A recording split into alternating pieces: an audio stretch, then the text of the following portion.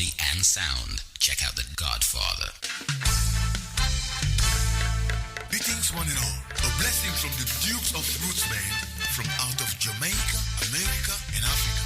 We will be on the Sunday Keep It Real show with the Godfather talking about our band and more. On Sunday, April 13th, 2025 on 1 p.m. UK time, 7 a.m. JA time, 5 a.m. Los Angeles time. Join us on the group's journey around the world on skylineradio.org.uk.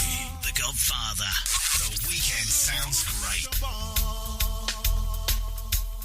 For the best quality and sound, check out the Godfather. skylineradio.org.uk. Welcome to the Keep It Real Sunday show this Sunday afternoon here right now. We're featuring a group from around the world, coming from areas like Jamaica, LA, Africa. So we kind of spread it around the world. Welcome the group called the Duke of Roots. Good afternoon, gentlemen. How you doing? Great. Doing good. Introduce yourselves. Let's start off with Courtney. Introduce yourself, sir. Yeah, man. This is Courtney, also known as Bam. I'm the drummer, and I'm from Jamaica.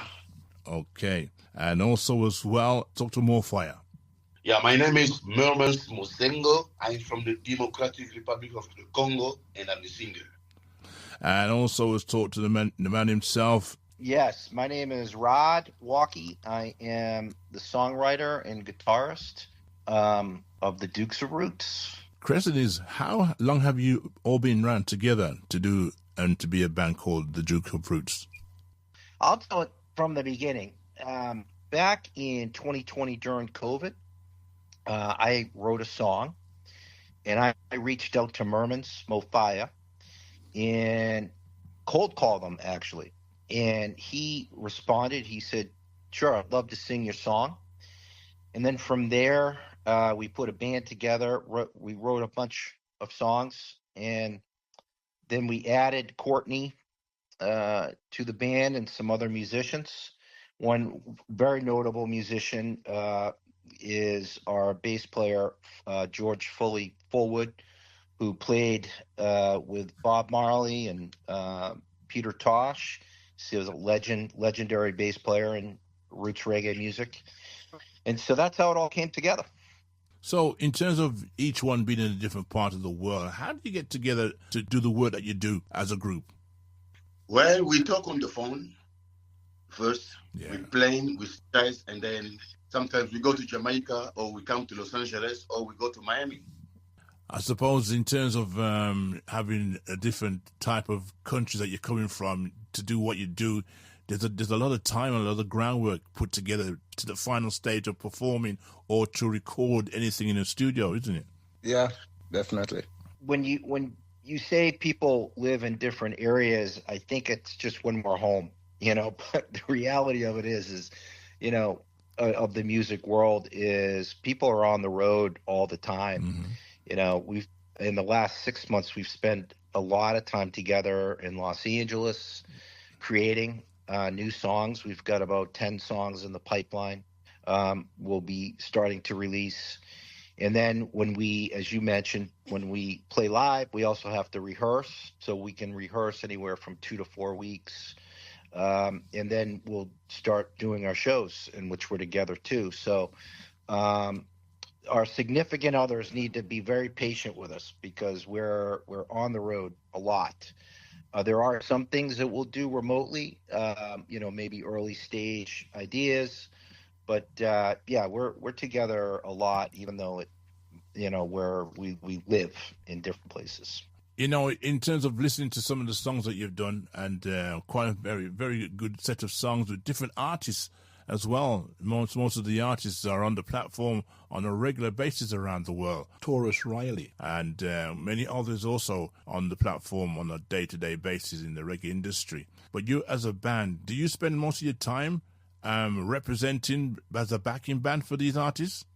No, we're an original reggae band, and we just happen to have a lot of friends in this world.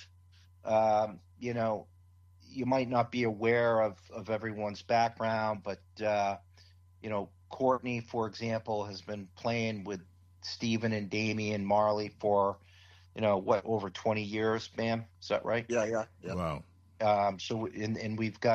We work with a guy named Mikey Bennett, who has been in the music industry. He's not a musician, but he's helps us on all facets of our business, so to speak. And he knows everybody, so we really can get to anybody in Jamaica that we want to collaborate with. And then Merman's, with his connections through the organization Playing for Change, we're able to also connect with a lot of different people. Okay. So in terms of your abilities to be a band and to move around the world, tell us a bit about some of the places that you've been to around the world. Yeah, Mermans, do you want to take this one? Yeah, man, I'll take it. So far, we've been in Jamaica, we've been in Los Angeles, and we've been in Miami. Mostly it's just productions, recording, rehearsals, and then I'll say like just some of the gigs just to see how tight the band is getting day by day. Right. Okay. Yeah, that's it. Yeah, Okay. We didn't do anything big yet, but we're gonna do this Rotterdam Sunsplash Reggae Festival. Oh, you're there this year. Okay. All right. Yeah. So before that does happen, so you haven't done anything in that kind of a festival feel yet? No. Okay. No. So just to remind the people again, Duke of Roots was put together in what year? During the COVID, you said? Yeah. So the genesis was the year 2000. Mm-hmm. Yeah, and then 2020. 2020. Yeah. Oh yeah. No, geez, we haven't been around 25 years. So 2020 Okay. was when it was the genesis, but I'd say we really started to be a band about 3 years ago, because the upstart of creation and people really not fully on board. So yeah, that's the story. Okay. So in terms of waiting for that to happen, festival side of things, and getting more experience amongst a large crowd, what's the largest crowd you've been in front of so far? Yeah, so we played at a reggae festival. It was I don't know if you would call it a festival, but there were multiple bands. It was in Long Beach, and I would say there was about 1,000 people there. Mm-hmm. Yeah. Does anything else come to mind, guys, that I'm missing? That should be it. Yeah, that's Yeah. So I suppose the adrenaline amongst the three of you, and it's just you three at one time doing all that playing and everything else of all instruments. You don't have anybody else who comes in from time to time to sort of give you a little bit more of an instrument in the band. Just the three of you. we have other musicians. Comes For in- example, yeah, as we said, Fully is not here in this interview now, but Fully No, on fully. bass. Okay. And yeah, we also have Santa Davis, who was Peter Tosh's drummer, and he was featured on the album also. Right. So he did a few gigs also. Donald Kinsey. And He's Donald already- Kinsey, yeah. And on keys, what's his name, Rod? I'm sorry, who? The guy on keys. Keyboard. Yeah, shows you so we'll work, with different keyboard players as well. Yeah. Actually, one has done a lot of work for us on studio albums, coming up with these new songs. He's based out of France. We've worked with a few different lead guitarists. One is Steve Tigertone, who has worked, in reggae for 25, 30 years with some pretty big names. So yeah, the core members right now, Godfather, are myself, Bam, Mermans, and Foley. Okay. And then we're, at this point, we haven't locked in anyone up beyond the four of us. Okay. All right. I understand that now. Well, okay. All right. So let me just go through each one of you on a personal note in terms of your upbringing, in terms of how it started for you as instruments of players and who your artists would have been at the time when growing up. Let's start off with Moorfire. Yeah, man. Tell us a little bit about yourself from your start from music to where you are now. Yeah, I grew up in Kinshasa, the Democratic Republic of Congo, and as any kids, I played soccer, and I loved music. Very first ever song I sang was "Africa Unite." It was in 1997. I heard the song, and then I was like, wow. And then I saw the video of Bob Marley. Then I was like, wow, okay, this guy with this crazy hair. So I started getting interested in music while going to school.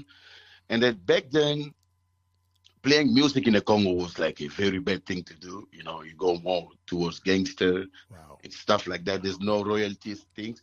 So my parents wouldn't want me to be a musician. And I ended up running away from the Congo. I smuggled myself through Africa for 4 years from Congo all the way to South Africa with my guitar, no papers, no passports, no nothing. Smuggling. I got in South Africa. And then I started basking, playing in beaches and then streets and stuff like that. Then I met the founder of Playing for Change is an organization that creates Playing for Change. Yeah.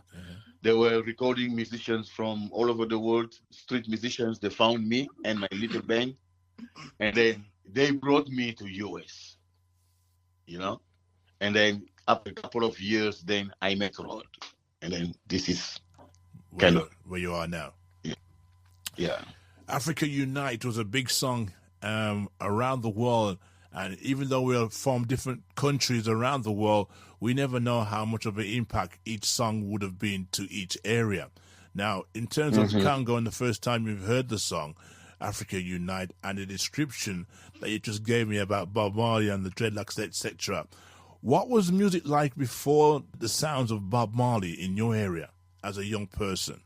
Well, we have Congolese music that is kind of mostly it's rumba, and then it's more like Cuban music, like Latin music, stuff like that. Right.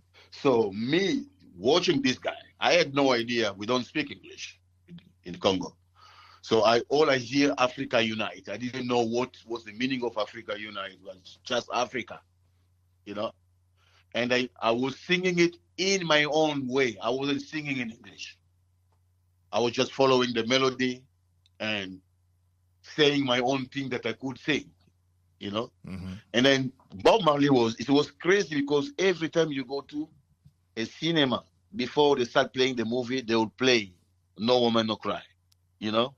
And then we used to say No Woman No Cry in our own way. Yobo Manyoka. Yobo Manyoka, that means amen. If you see the snake, kill it. Okay. So crazy.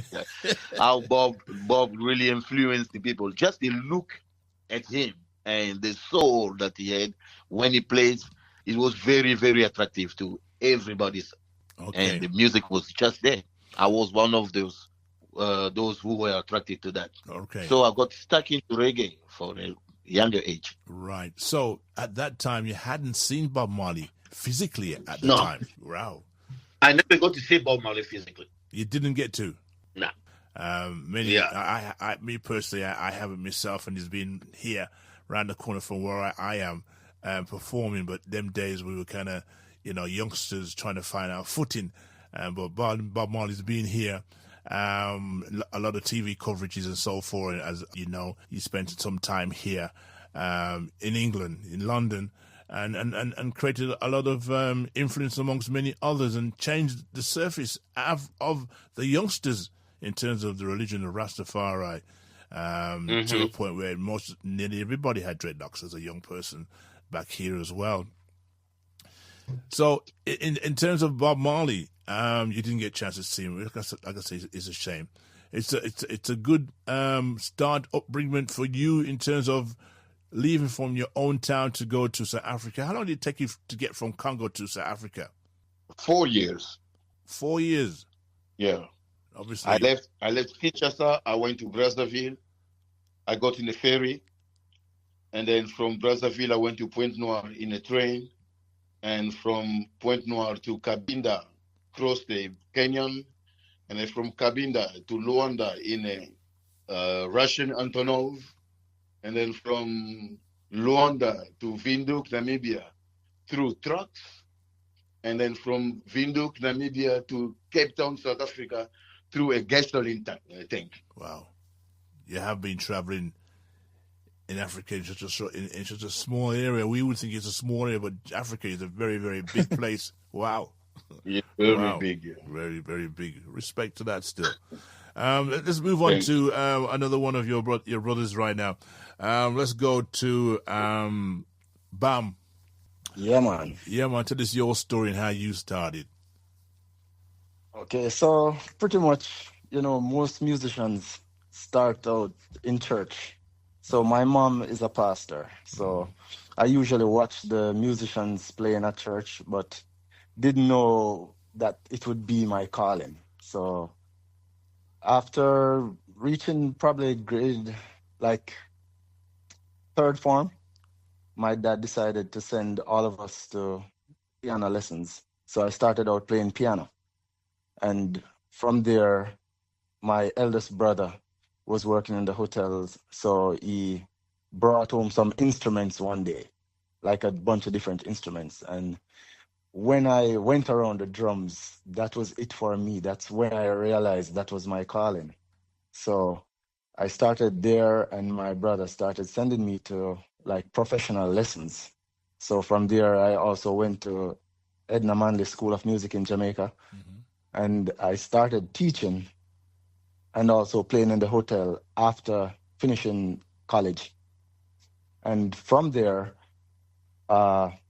Damian Marley was also in Jamaica, and he had a flight being postponed. So they put him up at a hotel where my brother was playing piano bar. And he went over to my brother, approaching him to work with him. And my brother recommended myself and my other brother. So we went to do the audition, and that's when Damien decided, okay, I'm going to work with you guys. And that was in 2004. Okay, So all right. from working with Damien, I met Mark Johnson, who's the founder for Playing for Change, as Mermans mentioned earlier. Yeah. So through Playing for Change, I met Mermans. And through meeting Mermans, when Rod reached out to Mermans and they started working on these songs, I was recommended to Rod by Mermans to play the drums, which I really appreciate. So from there, this is how I became a part of the Dukes of Roots. The Dukes of Roots band, Yeah. So this is where I am now. I love when I use the word the Dukes, because all of you it's a high title, that is the Dukes. Thank you. Serious, the Dukes. Okay, so of course, working alongside Damien Marley, you must have had some interactions with also the rest of the family as well, in terms of the Marleys, as your colleague just talked about Bob Marley seeing him for the first time, and never saw them. But you see these brothers on a regular basis, or just from time to time?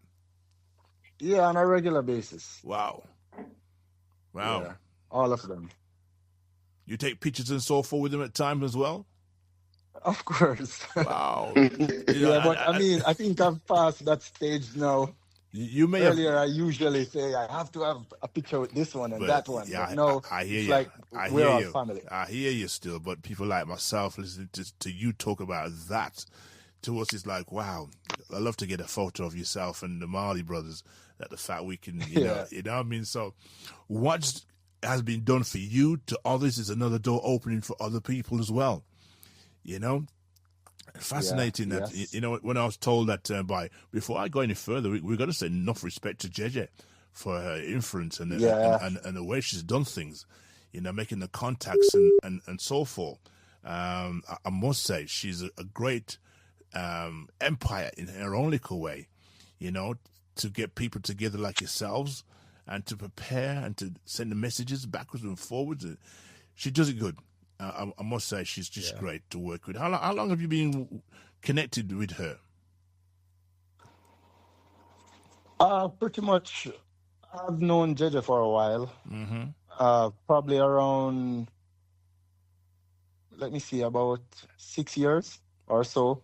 And But that's she before recently, that's before the band was put together. Then, yeah. of course. So she was recently added to the group, like to do like these PR stuff, and she's Right. doing a great job. Yeah, Yeah, she's for the Europe side. Yeah. yeah, she's pretty good. Of course, one of the biggest contacts she gave me was Isaac Buchanan. Mm-hmm. You know who that is? Isaac or Isaac? Isaac Buchanan. The name Buchanan should ring a bell. Yes, that's Big Youth, right? Big Youth's son. And Yeah. So yeah, it's Isaac. I think it's Isaac Buchanan. Isaac. Okay, all right. Yeah. Well, yeah. Yeah, man. I interviewed him as well. You know. Wow. Yeah. That's huge. Yeah, and when he came to England to represent Vice Cartel in that period, I can't use the word, in that hearing to see whether or not they should drop the charges or not, he was on my show talking about the case itself. I was the only one in England had that platform that time. You mean before he was released? Yes, sir. Yes. Wow, that's huge. You know what I mean? It's like Yeah. we never know how good we are until we do something for ourselves. Right. So that's what I says to you about. And I'm Well, sure. You're talking to, right now. You're talking to Mermans, and he's in jail right now.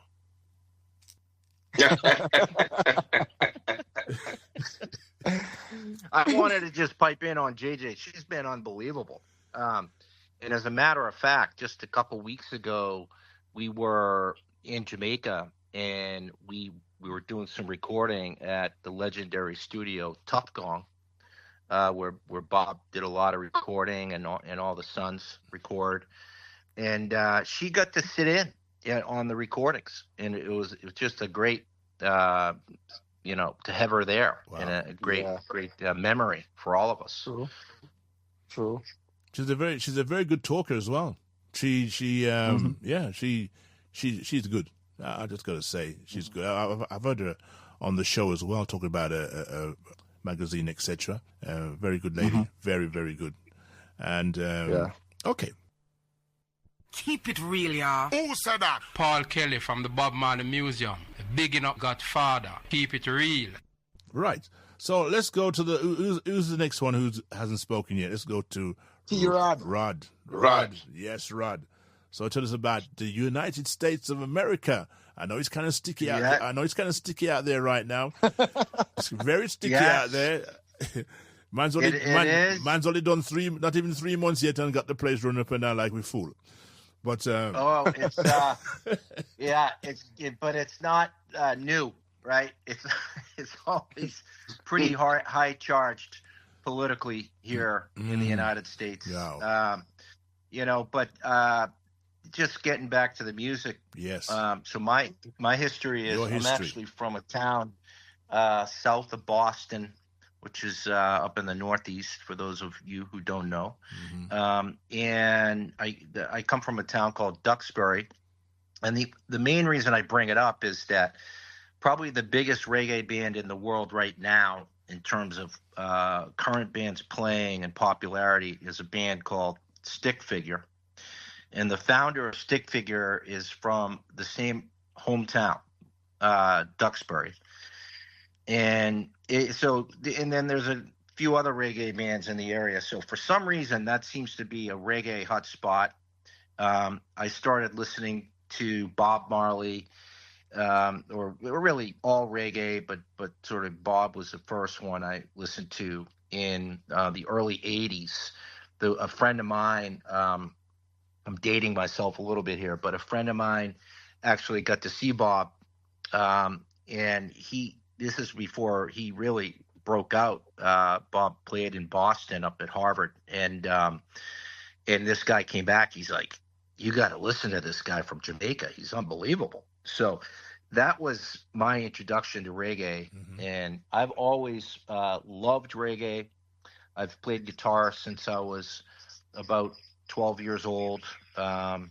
Many bands in the UK, actually, the British invasion, where it kind of got me going on the guitar. But I had never been in the business professionally. I wrote a song during COVID, and I connected with Mermans. He was nice enough to reply to a cold call email that I sent him, and then it's all history from there. You know, we met in Los Angeles a couple months after we initially connected, and we went out to lunch, and Merman said, "Why don't you write more songs?" And I went back home to Boston, wrote about 8 reggae songs, went back to LA, presented them to Mermans, and he said, "Let's record an album. And you got to meet my friend Foley Fullwood, who played main bass player for Peter Tosh." And so we met, and Foley loved the songs, and so we recorded 26 demos.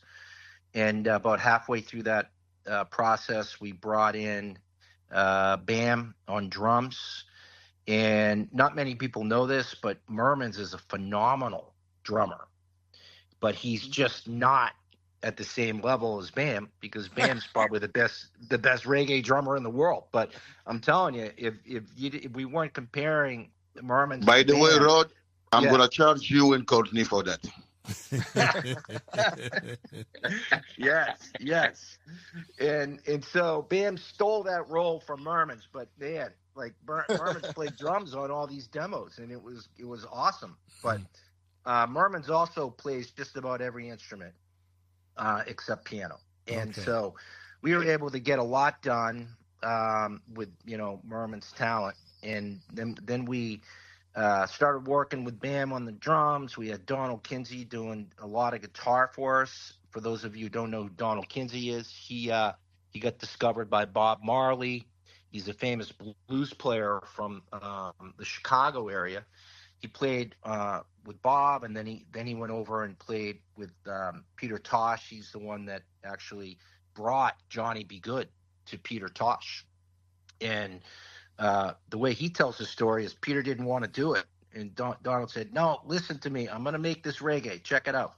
So anyway, Donald is a very famous guitar player in reggae. So we were working with him, Santa Davis, Dean Frazier. And so the evolution of Dukes of Roots has just been amazing with these various musicians we've been able to work with. And it's been a lot of fun for me. So that's my story. Okay. Interesting. Very, from the three of you, a lot of history there. And of course, enough respect for your time there. But of course, the album that you put out recently, how long has the album been out?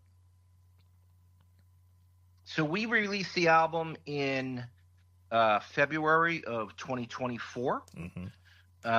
So it's been just a little over a year. Over a year.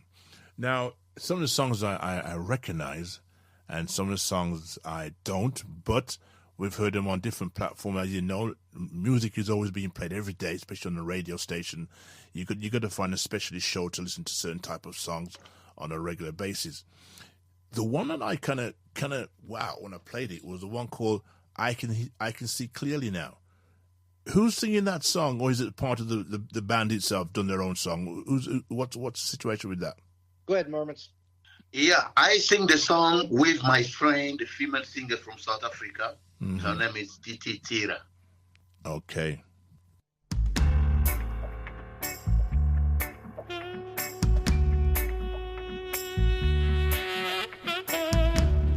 I can see clearly now, the rain is gone.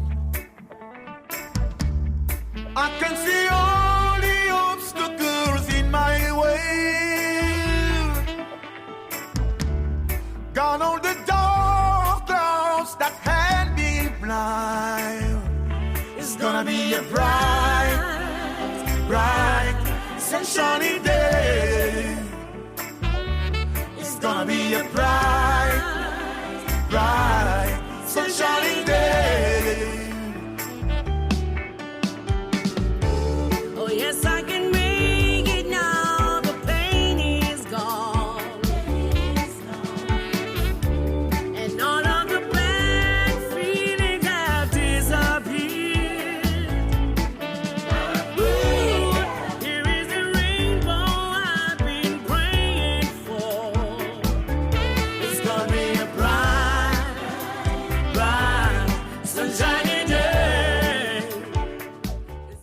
Godfather.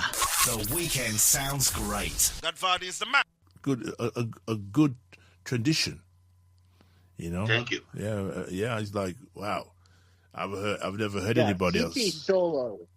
TT's vocal solo on that song. It was just a total improv. You know, we had asked her to sing along with that, and we sent it to her in South Africa, and she sent us back 3 different tracks. So she 3 different takes, and one of the takes she just did real improv ad lib, and to me it just blew me away. You know, like a lot of people maybe don't listen to something like that because of all the layers within a song with all the instruments and the words and everything. But man, if you get a chance, listen to that song again and focus on her, especially on the outro.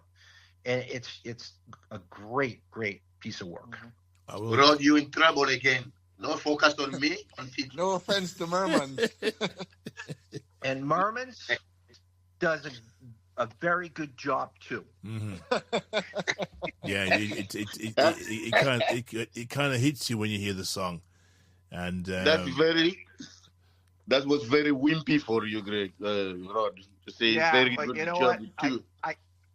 I think of all our songs with all the featured artists, for some reason, and she's the least famous of all these featured artists we have. Is she? Okay. Her sticks out the most to me. Like, and it's no reflection on you, because obviously you're, you know, a phenomenal talent. But just, I just think what she did on that song is just, I really do. It kind of give you a bit of more of a flavor, more of a cherry sweet kind of input to the song. It does hit you when you hear it for the first time. It's like, wow. And I'm thinking about the original song, like this one's okay. You know, the new generation of music always has the original in its background, but the new type of, you know, reincarnation of a song does come out in this one. I do love that. I do really do. Yeah. You know, the other thing we did in that song, and I don't think we'll get in trouble now, but if we had brought it up before we released it, maybe we'd get in trouble. But we changed the bridge. So if you really listen to the bridge in both the original Johnny Nash and then Jimmy Cliff, the bridge is pretty long, right? But we cut it back, and so just to be a little different. Right. Okay. All right. You've done another one. Yeah. Touch Final. Tell us a bit about that Touch Final mix. Yeah. So Pressure Drop. Yeah. Why don't you talk about that one, Moments? Yeah, Pressure Drop. That one sounds Toots and the Maytals, you know? Yeah. Welcome to Keep It Real, Sundays 11 a.m. to 2 p.m. with The Godfather.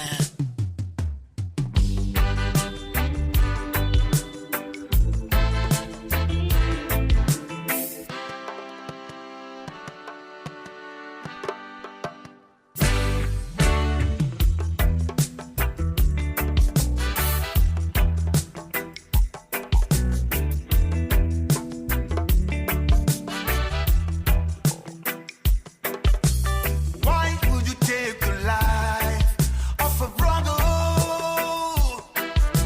A man who gives to the world like no other. Music and wisdom. Oregon Road, September 11. It was the year 1987.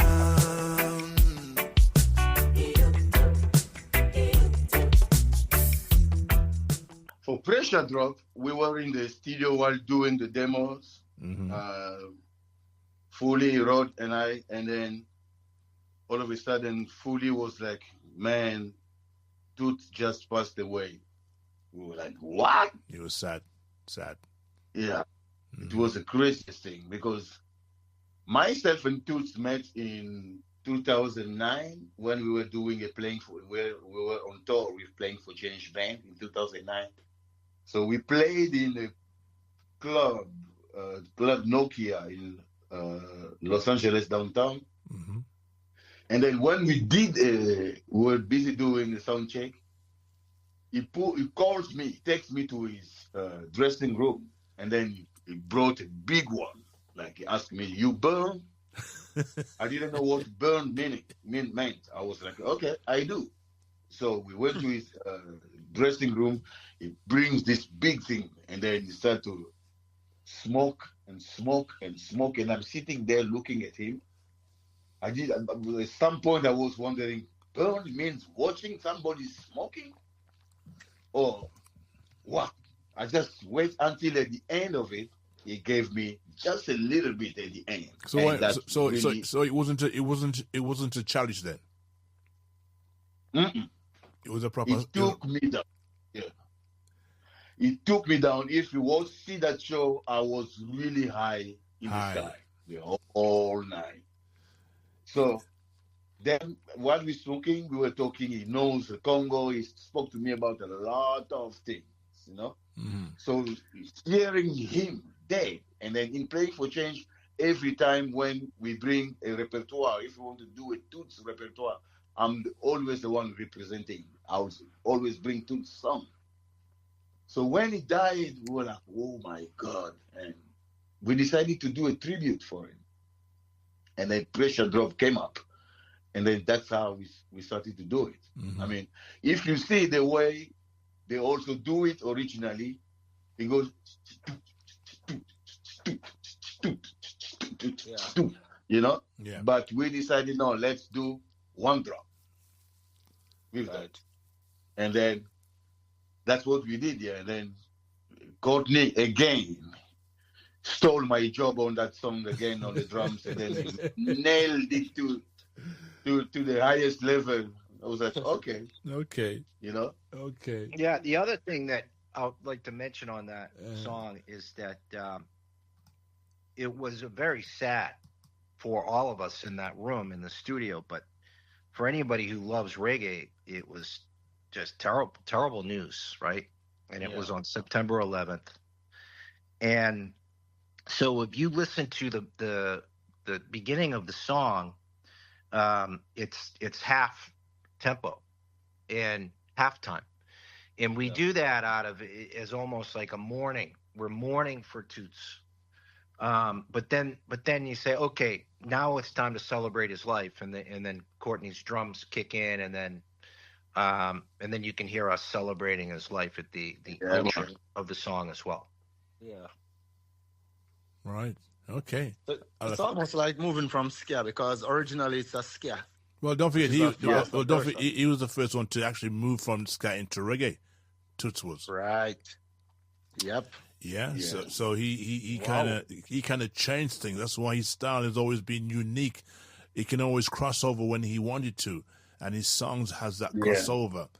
I had the chance to see Toots myself in a venue in our own little town. We're from where I am right now. It's a place called Wolverhampton in England. Mm-hmm. You've heard of Birmingham? Yes. Yeah. We're about 16, 18 miles away from Birmingham, and probably be about 120, 28 miles from here to London. I love Birmingham. What do you like about Birmingham? What you like about people Birmingham? are tough. Are we talking right? what kind of people are we talking about? In Birmingham, they're just a real people working very hard, tough people. I love Birmingham. Okay. Yeah. How much time? I'd like to just say one more thing too about Pressure Drop, in hopes that people listen to this. Is so we did. Taurus Riley agreed to come on this song, and so we were in some studio in Kingston. It wasn't Tough Gong, but not many people know this. Is Dean Frazier coaches Taurus. So Dean and Taurus were in the studio, and it was just magical watching Taurus put his lyrics down, and he did a lot of improv on that song as well. So have a listen if you haven't heard it, for all those listening to this show. The Godfather. The weekend sounds great.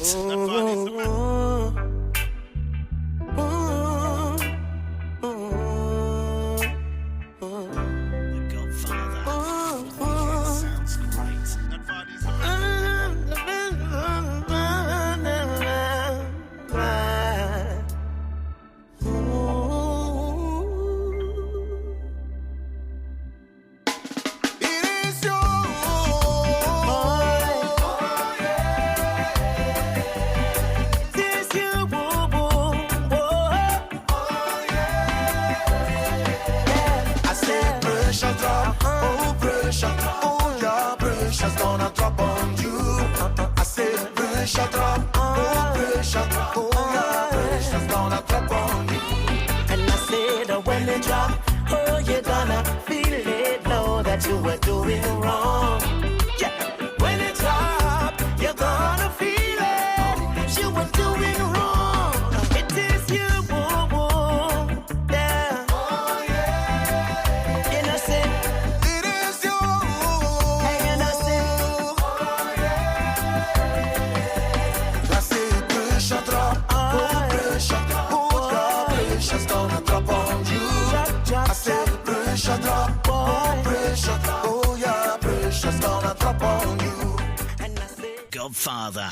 The weekend sounds great. Godfather is the man. It's strange that Taurus and Dean Fraser spent so much time together, and Dean coming from where he's coming from as well. I met him, didn't get a chance to have the full interview with him. I think the most I got from him was the actual jingle. Nice. Yeah, he's legend. He's a great guy.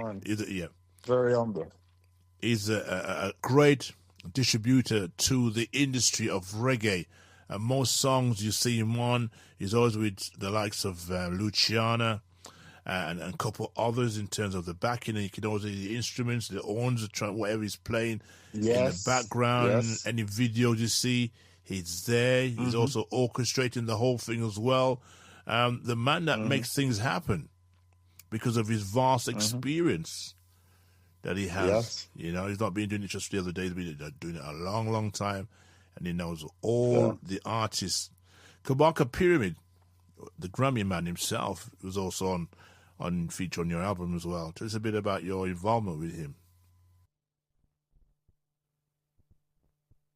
The Godfather. The weekend sounds great. The hottest music, hottest interviews. Keep it locked right here. Another exclusive sound. The Godfather. Rolling. Just let it in. Kabaka Pyramid and Dukes are roots. Love that are the thing the youths salute. Skibbly bang. Life throws us problems every day. Every single day. I got mine, you got yours. We gotta fix them anyway. Just what it feels like. You can't take no more. Nothing more. Love picks us up off the floor. Rise up. So feel the love surrounding you. Feel the love surrounding you. Feel the love. Just let it in. Feel the love surrounding you. Feel the love. Just let it in. Loving on my mind, loving on my soul. Love is all the time, from the young and to the old. If love is hard to find, you must be all alone. But if you love yourself, then love is all around. So make we live in love and unity. It no matter who this is, enough no know what beauty is. Kinda love not rooted in a them soul. Think them big and them bold. But without no love, it's like them living in a one hole. So feel the love surrounding you. Feel the love. Feel the love. Just let it in. Feel the love surrounding you. Feel the love.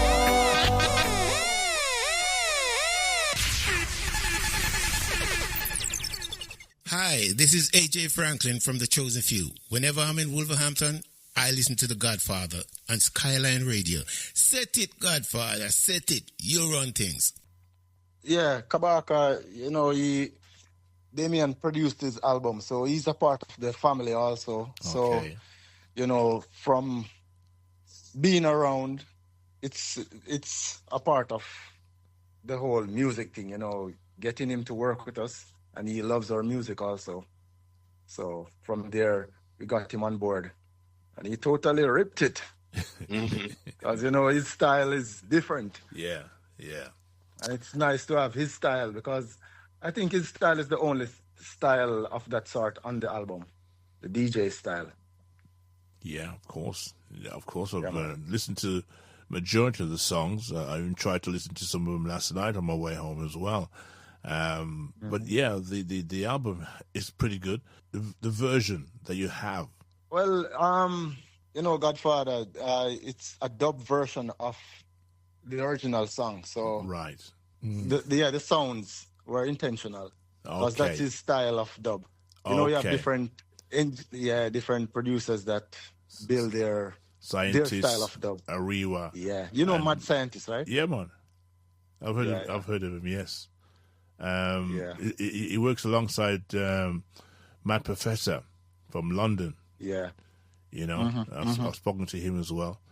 And they got their own, everybody's got their own little different. The most unique style was the Lee Scratch Perry. You could pick that out. Of course. Without no problem. And it was a nice sound from them days. And most of the songs were done from him in the original state in terms of the pressure he must have been under before he set alight his own studio. You know what I mean? Just to get people away from him. You know what I mean? Yeah. He's so popular in what he was doing as well. And he's always been my number one engineer. Lee Scratch Perry, as much as he may be the way he was at the time, but you know what I mean? You can't knock him on for the ability to do the you know what I mean? And, if you change that, probably it's going to change his style too. Yeah. But everybody's different. And I can't see you guys either, but you probably got your own different style of dressing, your different ways of doing things, and you just have to accept people for what they are in terms of the production that they do and the finishing outcome of their songs. Because we hear a lot of people sing songs until we see them. It's like, wow, it's a throwback to say, well, is that how the person looks or whatever? Looking at the songs or listening to the songs that they sing. And I kind of like people that are like that too, because everybody can't be the same. As I said in the first part of the conversation, as presenters, we can't always try and copy somebody else, because if we're copying everybody all the time, we're not learning nothing. We're not going nowhere. My mother always says to me as a young person, if everybody's going on the right hand side and all doing the same thing, how do you expect anybody to grow? So take yourself away from the right-hand side and go on the left-hand side. You'll be there on your own for a while, but at least you're creating something different. And when people see you doing something different, then they want to come over to you and participate in what you're doing to create something different. Yeah, you stand out. That's right. And that's why it may take a longer time to get to the top, but once you get to the top, people will not forget you because you started somewhere where nobody wanted to touch that. So it's like me doing my interviews right now. Knocking none of the DJs, but I got to a stage where I felt play music. We're all playing music. The amount of radio stations out there, and I just thought, something, let me just touch base and try and talk to some artists. And the more artists I talk to, the more I learn about the industry and how things are and connect the dots. Because when you connect the dots with other people, you get to realize who fits with who from other ends of the world. You know what I mean? Yep. And I find it very interesting. And sometimes as a presenter, we find the right words and sometimes we don't. But who's perfect? No one's perfect. And meeting people like yourself and talking to different people who are in the industry, just started, trying to find their footing. It's also difficult for themselves as well, just like yourself as well. Trying to get people to convince that the Dukes of Roots are here for a reason and here to stay, and to give the people the music that they want to hear, and also to hear some of your new stuff or the new twist to what you're doing, and getting people like us as presenters to play your songs, to introduce them to the world. And the more people can hear your songs, the more popular it can be. And we have to sometimes come out of our comfort zone sometimes to go into another area for people to learn our music as well. And the reason why I say that, because if it wasn't for the like of Bob Marley crossing over, where would reggae be really? True. Because reggae now has coming from that little island of Jamaica. Use the word Talawa. You know what I'm saying? And back in the days when reggae was out and about, a lot of people in the industry got shifted in terms of not getting what they deserve They were just happy to hear their song play on the radio. I tell them, brethren, say, yeah, my record's on the radio, etc., etc. Yes, I've got a booking, I'm going to play on such and such. But at the same time, the fundamental side of things wasn't in place in terms of the royalties and how they could get their royalties after such a time. They were just paid a simple box food money and yeah, man, we're going with that, and not realizing how far their record would have gone, probably not knowing how big the world was at the time. Because back in them days, reggae was a new thing. Yeah, your King Tubby's, you had different producers, you had your Randy's Records, you had all these people as well. But Bob Marley was the only one that crossed over. Obviously, when Chris Blackwood took over, he kind of changed some of the style of Bob Marley's music to make it a bit more of a universal kind of thing. Yeah. And it worked. Yes. It worked. Of course. You know what I mean? You know what I mean? I'll tell you one thing. My daughter is 7 years old. I have a Bob Marley picture in my living room. She knows this is Bob Marley. I didn't tell her. I did not tell her this is Bob Marley. I was like astonished when she said Bob Marley. I look at my wife, I was like... But funny saying that, though. Majority of kids know the image of a Rasta man. It's only Bob Marley they know. Yeah. Yep.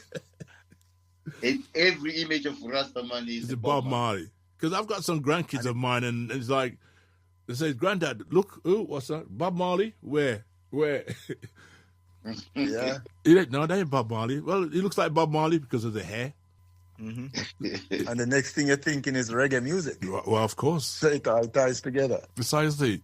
You know what I mean? So I think every child, everybody, you know, sometimes you go different parts of the world, and, you know, they say, Bob Marley music, Bob Marley. It doesn't seem like it's the only reggae artist they know around the world, in certain places. And you talk about, you know, they talk about Sugar Mine, or Peter Tosh, or they talk about Bonnie Whaler, you know, or talk about Gregory Isaacs. He's well popular in Brazil, you know. And then you got your walks of the Prince of Reggae music, of course, Dennis Brown. All those artists I've seen back in them days, you know. The fashion that Gregory used to have as well, the well-dressed reggae artists from Jamaica. Always wear them suits and those bowler hats and so forth. Gregory Isaacs. Right. You know what I mean? So much great artists out there. But I hope that yourself will get to that stage where you'll be able to travel around the world. You know what I mean? And people get to see the likes of yourself, the Duke of Roots. You know what I mean? It's a name that I've been saying to myself, Dukes of Roots. Wow. Dukes of Roots. How important is that word name to you as a group of people, and the Dukes of Roots? It's like a platinum. You're like, well, you know, as we were discussing earlier, Dukes, you know, it's a universal term, and you know, it's a high rank, especially under royalty. Right. And you know, if we see ourselves, we should, as musicians, because you know, even in the Bible, it speaks about musicians, players of instruments will be there. Yes. It didn't say maybe there, will be there. So it puts musicians on a level. So we consider ourselves as the dukes in our style, in what we do. And, you know, even roots now, you know, it symbolizes our culture, our foundation. The foundation. And, you know, just like the roots spread, that's how our music is gonna spread and how we want it to be. So, you know, that ties in the Dukes of Roots. So there you go. And at the end of every roots, there's a culture behind it as well. Of course. Yes. And the root doesn't go in one direction, right? No, it grows everywhere. You know what I mean? So in terms of, you know, and I tell you what started that root to go everywhere. Again, back to that same person, Bob Marley. Yep. Because if he didn't break the barriers and go through some difficult times, then we wouldn't be here doing what we do.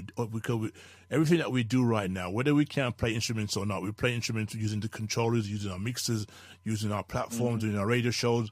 We're sending the messages out in a different way, and still talking about the great man himself, Bob Marley. You know what I mean? And he's the one that opened the doors for all of us, really.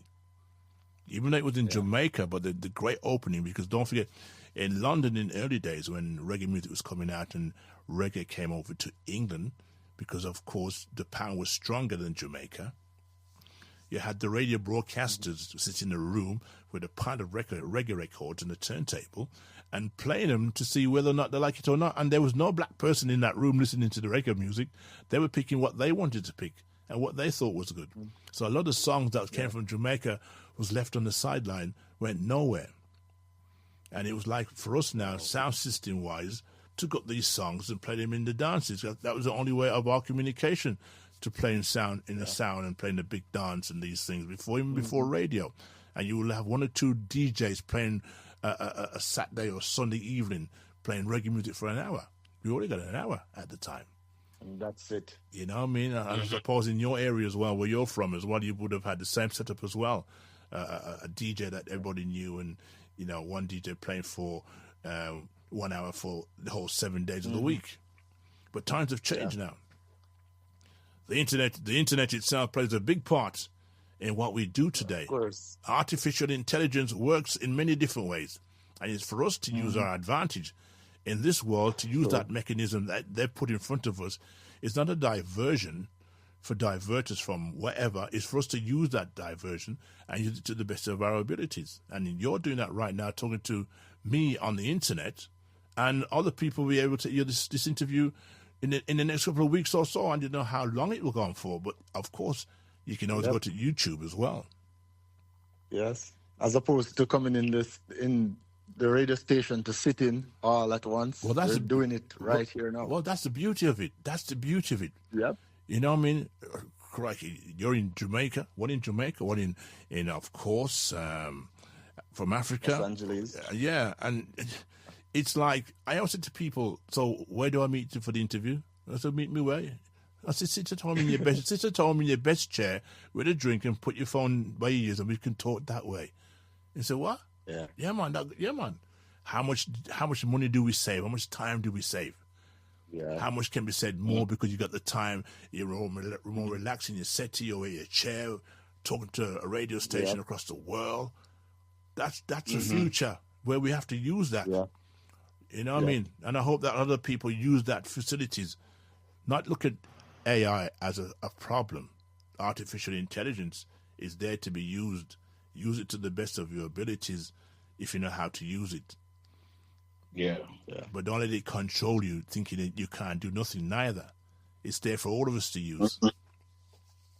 You know? Yeah, man. Yeah. So let me just ask another question. We talked about a particular artist that I did love, and I still love him. I always talk about him all the time. Lucky Dube. A great influence to many of the African brothers and sisters in Africa and around the world as well. And I was kind of saddened when I heard that he had passed, whatever the reasons were. We always find the reasons out a little later on. After a while, after a storm, there has to be a calm when the truth always comes out in the end. But we're not going to discuss that part there, but we want to discuss the character, the person. Has any of you ever met Lucky Dube? I did not get to meet. I was going to meet Lucky Dube like a month before he was assassinated. Okay. In 2007, I was living in South Africa, and because I play reggae and I was playing his songs, and then world reached out to him. There's a Congolese, because he loved Congolese music. Besides being a reggae artist, he loves the Congolese music very much. People say he always play Congolese music in his car and stuff like that. So I was going to meet him, and he was assassinated. So, Yeah, when you talk about Congo music, obviously it's in their own language, isn't it? It's not. Is it in English as well? No, we sing in Lingala, which is one of the 455 dialects in the Congo. How many dialects are there in Africa? No, just in the Congo itself is 455. What? Yeah. Wow. Mm-hmm. That's another history lesson I don't know about, but I'm sure I'll look it up. after this interview. Yeah, wow, that's a lot. How big is Congo? Congo is 2,345,400 kilometers square. So it's like half of Europe. One part of wow. Yeah, it's a big country. It's the second biggest country in Africa after Algeria. How often do you travel back from LA to Africa?